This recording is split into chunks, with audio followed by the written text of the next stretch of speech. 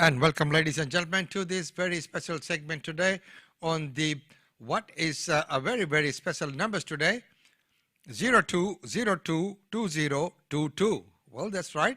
It's the second of the 2022. So it's a bit of a tongue twister there, but yes, second day of February in 2022. Well, right now, once again, I'd like to welcome each and every one of you to this show today. Just to let everyone know that the YouTube channel is up again. We need to, we had to go through a series of updates and all the things, and of course, all the accounts and, being linked with pages and things like that. Anyway, a bit of technicalities, but cut things short. We are back online on both the platforms from today.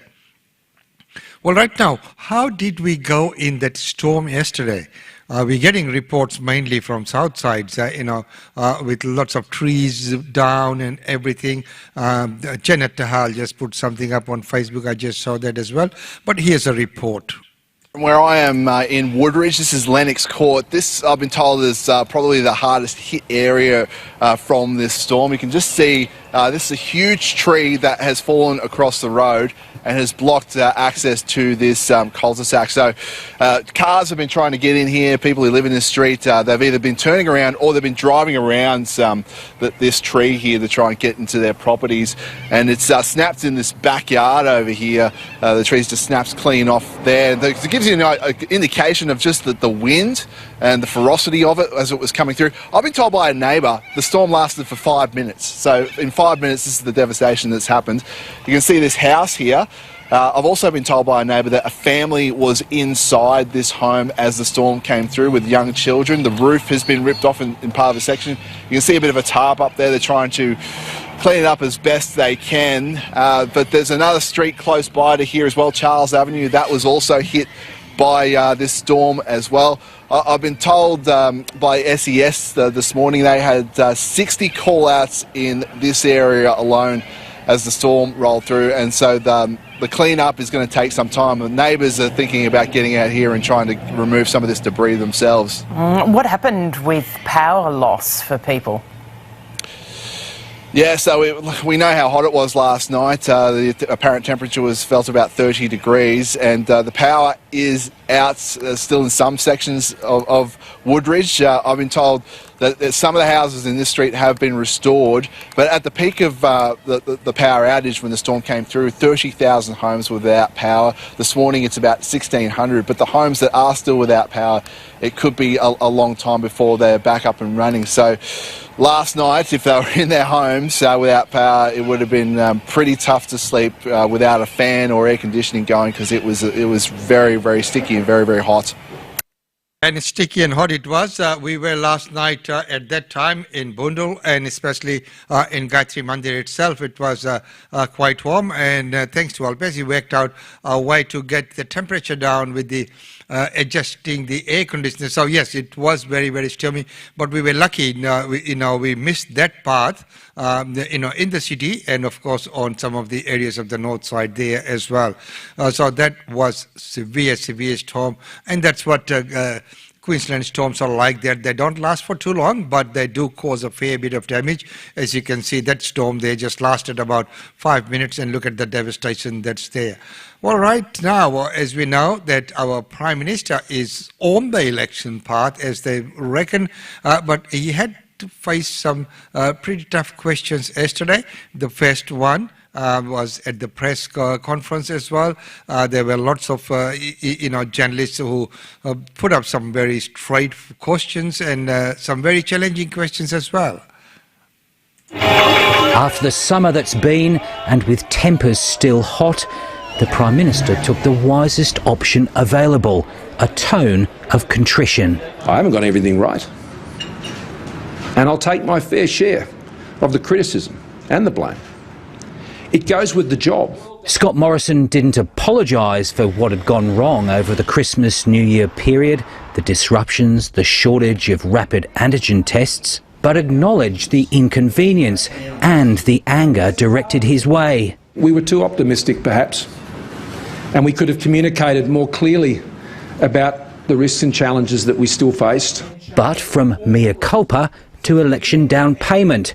Exhausted aged care workers to receive retention bonuses of up to $800. To continue to care for older Australians through this pandemic. It's too little, too late. These are one-off payments just in the lead up to a federal election. Aged care workers will see through this. The Coalition also pledging $2 billion for universities to commercialise inventions and innovations, including in medical research, recycling and space, part of a broader pitch to refocus attention on the economic recovery. I believe we can now achieve an unemployment rate with a 3 in front of it this year. Even so, polling shows economic management may no longer be the strength it once was for the Coalition. Labor almost level pegging. And according to Liberal MPs, the PM's unpopularity is a drag on the Coalition vote. Why are you the best person to lead the Coalition to the next election? There's a difference between answering a phone and walking into a ballot box and making a decision that has consequences. Suggesting voters should balk at voting for Anthony Albanese. It's not a time to have an each-way bet on Australia's future.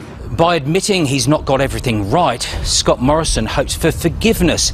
But what's clear at the start of this election year is that he's not the asset he was to the Liberal Party in 2019, when he almost single-handedly won the election for the Coalition. His character has been harshly judged by the electorate in recent months. His task, as much as any other, is to rehabilitate that public image. If not, the Coalition will be toast. Andrew Probert. The Prime Minister is going to be addressing the National Press Club later on today. This is a Prime Minister who is great at making speeches, but he's hopeless at delivery. How much are you sweating on the Prime Minister being able to hit the reset button today? It's always a great event because it sets out where we're going for the year. Today we saw a Prime Minister under intense pressure. As he said himself at today's Press Club address, it has been a very difficult summer. It has been tough raising your family, keeping your job, doing your job. And I don't doubt many have stayed awake at night after telling their kids or those they care for or those they employ it's all going to be okay. But wondering themselves in the quiet of that night whether it really will be. The PM too must be lying awake at night wondering if it will be okay. Not just the outlook for the economy, but for his own future and that of the government. Yesterday, the first news poll for the year contained the sort of numbers that spell deep political trouble for Scott Morrison. The poll suggests a result which would see the government lose office and 25 seats. But the PM's own standing has also crashed as preferred Prime Minister compared to opposition leader Anthony Albanese, and his approval ratings have slumped. This poll crystallised all the frustrations and anger of the summer with the government on Omicron, rat tests, collapsing supply chains and a crisis in aged care. You've acknowledged today you didn't get everything right and that you understand the frustration people have felt over the summer. But do you want to take this opportunity to actually say sorry for the mistakes you've made as Prime Minister? We're all terribly sorry for what this pandemic has done to the world and to this country. When I say we haven't got everything right, let me reflect on a couple of them for you. As we went into the summer, I think we were too optimistic perhaps, and we could have communicated more clearly about the risks and challenges that we still faced. The restaurants are opening and a big Christmas is coming for all of us. And I think in raising those expectations about the summer, that we heightened the great sense of disappointment that people felt. You don't have to say sorry about any of those things. I think I've explained my answer fairly fully. The Prime Minister spoke for a long 40 minutes today before taking questions. He seemed to feel he had a lot of ground to make up, a lot of fires to put out. In coming months, 2 bonus payments of up to $400 each will be paid to aged care workers, including those providing direct care, food or cleaning services. And there were a lot of announcements about modern manufacturing and research and ideas, all very much in the realm of Malcolm Turnbull's innovation agenda, though the commitment to harnessing the power of universities' research for commercial purposes sits uncomfortably with the government's record of limiting their access to JobKeeper, a decision which coincided with the loss of thousands of university jobs. We are going to take our modern manufacturing strategy to the next level. And we're doing that by fusing it with greater investment in our world-class university research capabilities. But the announcement of bonus payments for aged care staff was one of the few nods to the various problems currently engulfing the country that led to a new policy. The government is banking on the pandemic easing and the economy taking off in the next few weeks. Scott Morrison predicted an unemployment rate with a 3 in front of it this year.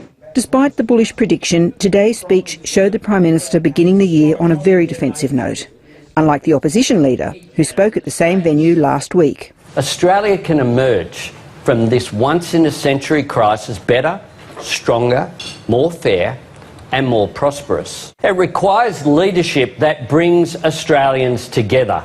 Anthony Albanese has been widely criticised for not making a big impression on voters since becoming Labor leader in 2019. But this week he finds himself in contention, according to the polls. But last week, unencumbered by the problems now facing the government, he was able to set out a broad, if undetailed, agenda with a commitment to the public health system at its heart. Protecting the health of Australians will be a defining issue in the upcoming election, and a critical choice will be this: who do you trust to keep Medicare safe? Only Labor will protect Medicare. It was a simple and again undetailed statement, but one which was a reminder that health and education are two areas that are traditionally Labor's strong points, and they are now front and centre of the national political contest in an era of COVID. Gone are the complex tax changes which scared many voters in 2019. Albanese has a short list of priorities that also includes addressing insecure work, rebuilding the TAFE system, boosting local manufacture, supporting a high-quality NBN and affordable childcare. And of course, there is plenty of criticism of the government's performance and of the Prime Minister. The states have done a great job in picking up the slack from the slackers government in living memory. The opposition leader will face pressures of his own in coming months to put some flesh on what are currently motherhood statements of intent. But he knows for now the pressure is on his opponent. In a recent profile, when asked to reflect on his time in office, Mr Morrison suggested that he is not interested in leaving a legacy. For him, leaving no legacy is a conscious choice. I find this pretty remarkable. If given the opportunity, I want to make a real difference for the people of our nation and to strengthen the nation itself. If there is a constant to the government's vulnerability over its handling of the pandemic, it is not that mistakes were made, but that lessons don't seem to have been learned. It is beyond comprehension that this government has actively refused to learn from this pandemic. This government has failed repeatedly on testing, tracing, vaccinations and quarantine, the grand slam of pandemic failure. But on this at least, Scott Morrison is fighting back. I haven't got everything right. And I'll take my fair share of the criticism and the blame. It goes with the job. But with hindsight, the view does change and lessons are learned, lessons that will continue to be invaluable to me and so many of my team who are here with me today and those who are out there with Australians in their communities to deal with the challenges and uncertainties that are still definitely ahead. And so begins the election campaign, and that National Press Club Conference, it is again a wonderful, wonderful event. As was mentioned before, that it sort of sets out the tone for the rest of the year. So it's always a very, very important the event. And of course, even during a pandemic, completely sold out event, normally, very hard to get tickets to that. But once again, Prime Minister faced some very tough questions there as well. Right now, looking at what's going to happen with the aged care under the current system. Aged care homes across the country are still locked down and battling COVID outbreaks. Some residents, like 82-year-old Rosemary Seam, spent weeks isolating in their rooms. Well, it was pretty horrific, but we got through it. Rosemary's isolation ended only today after an Omicron outbreak in her facility. She says many residents suffered with the lack of social connection. When all that was lost, I think a lot of people found it very difficult to deal with. So they were just sitting in their rooms with only the TV for company. Some aged care residents still haven't been offered COVID boosters, and Omicron has worsened already serious understaffing. COVID outbreak within the Aged care workers such as Grace Gabala say an $800 bonus won't do much. It's not going to solve the understaffing issue. It's not going to do anything at all, because what happens once that the $800 payment finishes? And it's heartbreaking. Aged care advocate Dr. Sarah Russell has been monitoring figures from the Federal Department of Health. They reveal 473 aged care residents died of COVID in January. The statistics also show Omicron's march through aged care homes. In early December, just 28 nursing homes were experiencing a COVID outbreak. By the first week of January, that number had reached 495.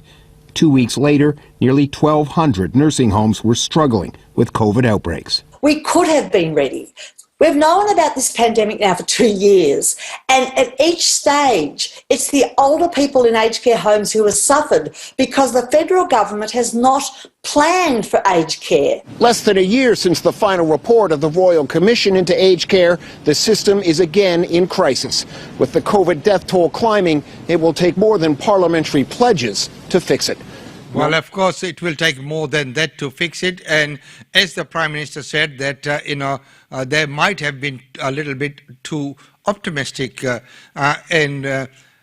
Even I personally wasn't very comfortable when all those, upbeat messages were coming. Oh, we're going to have a big, great Christmas, and borders are opening, everyone will be bringing people home and all that, without knowing that what was going to happen. Federally and in our state here as well, we have seen what really happened.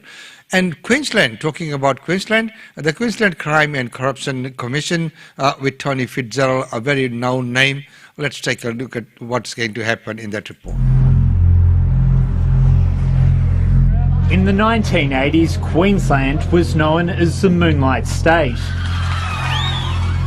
a dark underbelly of police corruption. I've decided that the government will initiate an independent inquiry. Out of that sinister chapter, the groundbreaking Fitzgerald inquiry led to today's modern watchdog, the Crime and Corruption Commission. But now it's facing its own crisis. Public confidence in our integrity institution, knowing that within the bowels of government, what's going on is capable of being scrutinised by a strong anti-corruption body. I think it's about making sure that its powers are appropriate and proportionate. It's a critical point. The CCC has been under immense pressure for quite some time because of their lack of impartiality. At the centre of this crisis is the recent head of the corruption watchdog, Alan McSporran. The experienced prosecutor took over in 2015 and set about exposing perceived corruption and donor influence in local government. Alan McSporran achieved an enormous amount in a very important period of the Commission. The lifting of the lid on local government corruption in Queensland resulted in a large number of successful prosecutions. Ipswich City Council, for example. One of the CCC's biggest scalps is the corrupt former Mayor of Ipswich, Paul Pasali. He's serving a 7.5-year prison sentence after pleading guilty to more than 30 charges, including official corruption, fraud and sexual assault. It was hugely significant for the people of Ipswich, and it was satisfying for us to see at last that somebody was taking allegations of corruption and misconduct in Ipswich seriously. The complex corruption investigation that proved to be Alan McSporran's undoing was here in Logan City. The CCC charged 7 Logan councillors and the then mayor with fraud, claiming they'd acted dishonestly by terminating the council's CEO. All 8 lost their jobs, including veteran councillor Russell Lutton, despite the charges later being dropped. I lost a job that I loved. I'd represented the people of Division 2 in Logan City Council for 34 years. I won 10 elections. My reputation as a councillor was there, and it kept getting me re-elected. Cases have been put through, charged by the CCC, but have fallen over due to a lack of evidence. We need to restore the confidence of the public in the CCC. At the centre of the controversy was new CEO Sharon Kelsey. She had a critical performance review led by Mayor Luke Smith. 2 days later, Kelsey decided to become a whistleblower, alleging misconduct by Luke Smith, and months later she was sacked. Kelsey lost her unfair dismissal case and plans to appeal. She has vehemently rejected concerns about her performance. Everyone I spoke to said it's an industrial relations matter, and it was tested in the Industrial Relations Court by her and thrown out.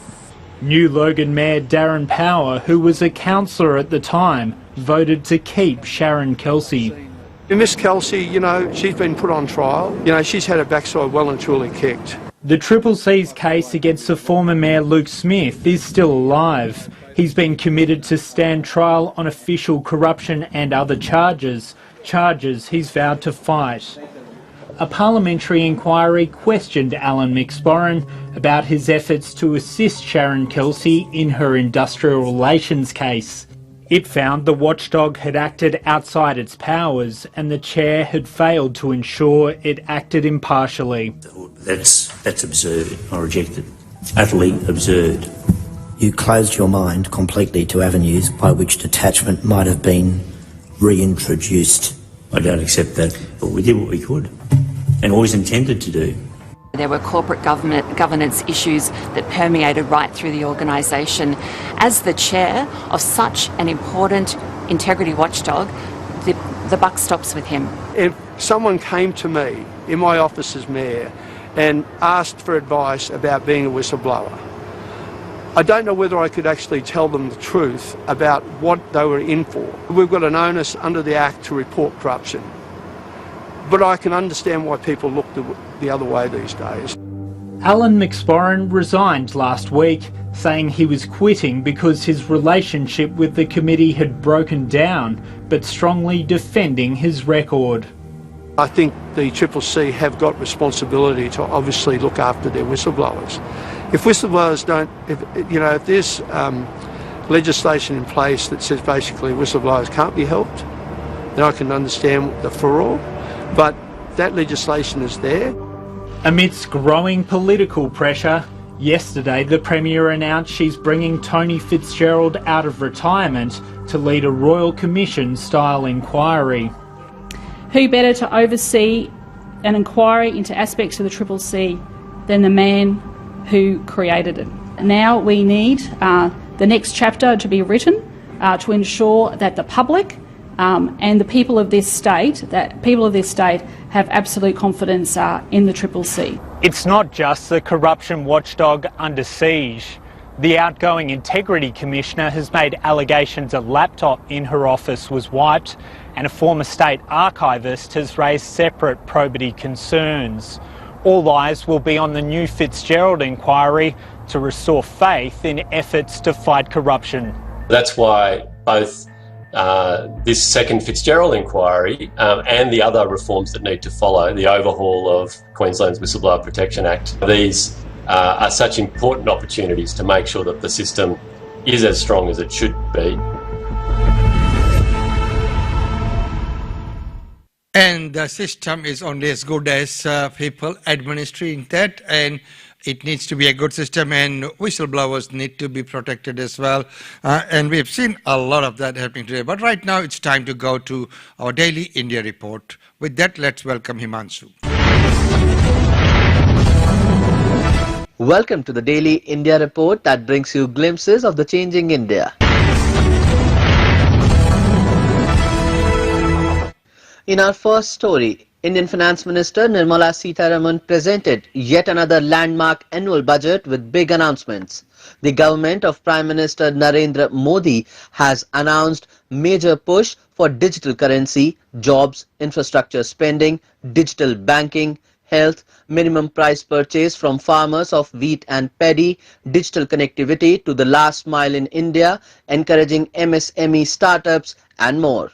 The annual union budget for 2022-23 focused on fast-tracking the economy, providing opportunities to businesses and creating 6 million new jobs. Just like the last year, the finance minister delivered a paperless budget reading out her speech from a tablet. Here are some major announcements. Fiscal deficit target.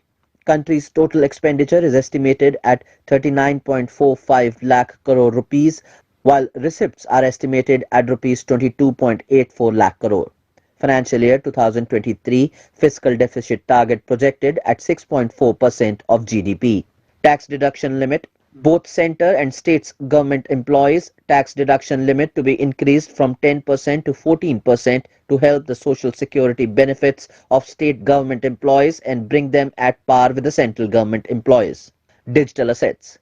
Income from infrastructure of any virtual digital asset shall be taxed at the rate of 30%. TDS of 1% on payment made for transfer above a monetary threshold. LTCG. Income from long-term capital gains will be taxed at 15%. Digital rupee. Digital rupee to be issued using blockchain and other technologies and will be issued by RBI starting 2022-23.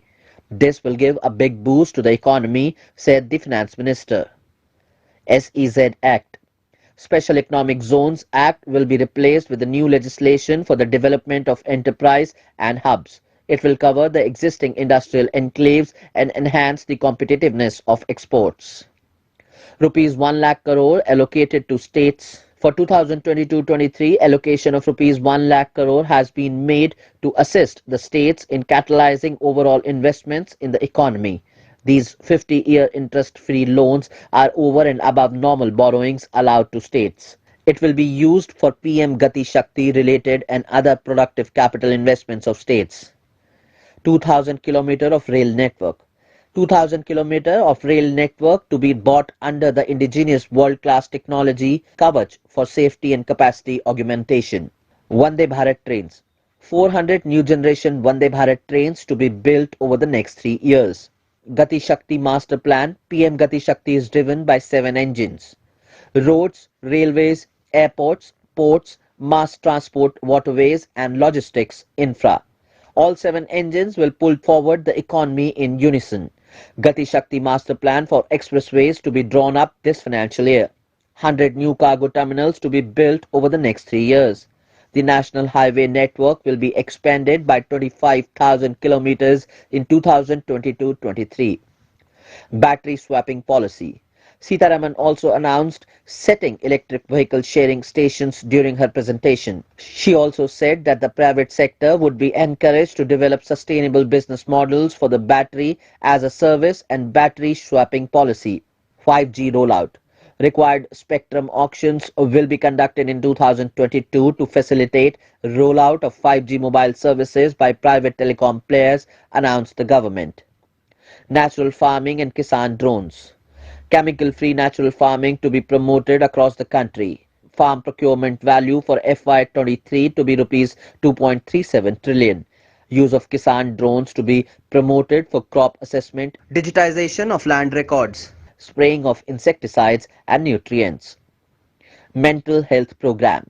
The pandemic has brought mental health problems in people of all ages to the fore. To better the access to quality mental health counselling and care services, a national tele-mental health program will be launched, said the Finance Minister. Digital education. One class, one TV channel program of PM eVidya will be expanded from 12 to 200 TV channels. According to the government, this will enable all states to provide supplementary education in regional languages for class 1 to 12. Indian stock markets responded to the annual budget by Prime Minister Modi's government on 1st February positively. The S&P Bombay Stock Exchange Index Sensex ended budget day on 1st February 2022 at 58,862.57, up 848.40 points or 1.46%. The Nifty 50 settled at 17,576.85, up 237.00 points or 1.37%. Tata Steel, Sun Pharma, IndusInd Bank, Larsen & Toubro, Ultratech Cement and ITC were the top gainers of the day, while M&M, Power Grid, SBI, Bharti Airtel, NTPC and Maruti Suzuki India were the top laggards. Analysts said the budget seems to continue the focus on quality expenditure, and capex increased by 35% should have a multiplier effect on the economy. Apart from public-private investments, clean energy focus is amply clear with additional allocation to solar PLI and policy around battery swapping.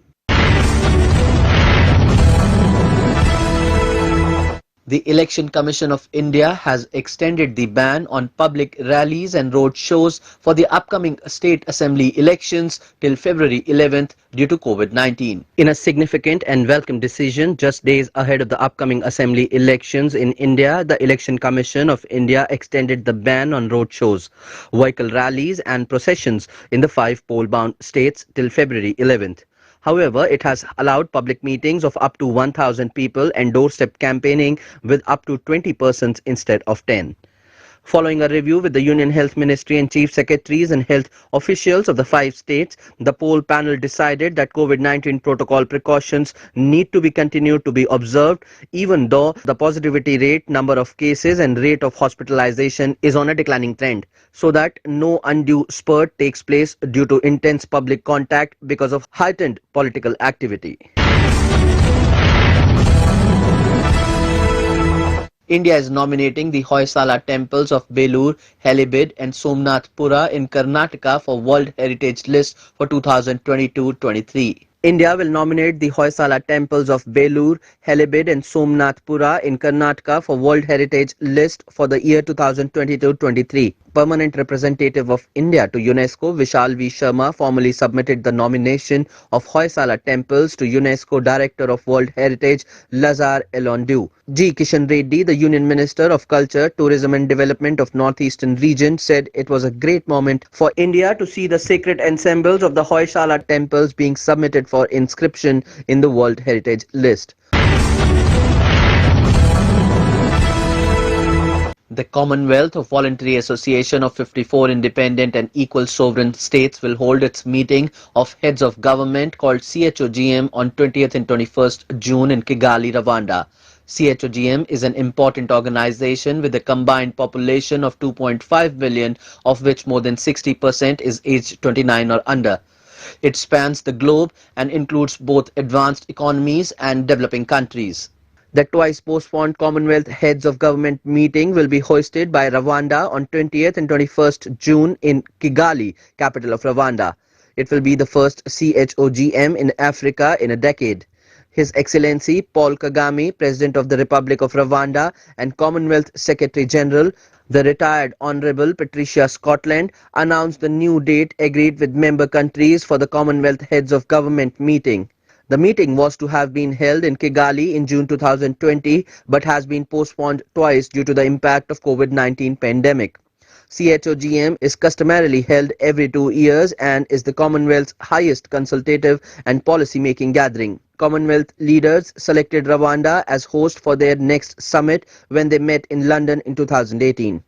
President Kagame said the meeting will be an important occasion to come together to address the challenges caused by the COVID-19 pandemic and to build on innovative technological and economic opportunities to solve other key problems facing our citizens. 32 Commonwealth Organization members are small states, many of which are island nations. The Commonwealth Secretariat supports member countries to build democratic and inclusive institutions, strengthen governance, and promote justice and human rights. Our work helps to grow economies and boost trade, deliver national resilience, empower young people, and address threats such as climate change, debt, and inequality.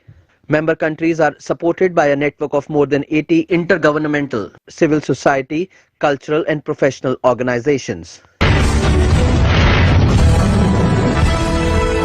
Here's a terrific teaser of the highly anticipated Tamil action thriller Mahan, starring the prolific Tamil actor Vikram.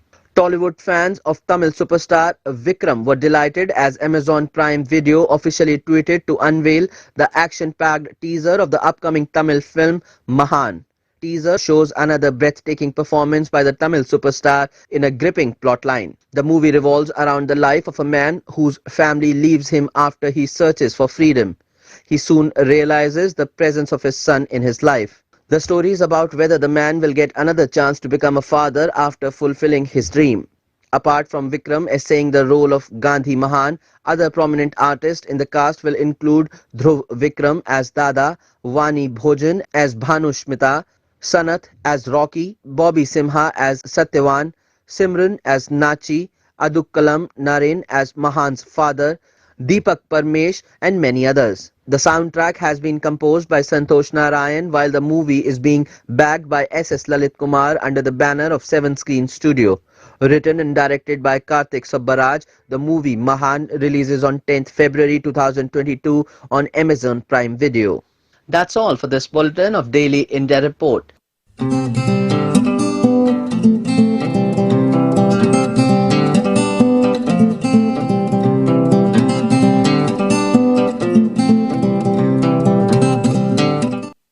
And ladies and gentlemen, that's about all we have for you in this segment. Well, of course, looking forward to joining you once again at 10 with the the weekly real estate update with Usha Chandra. We're looking forward to seeing you then.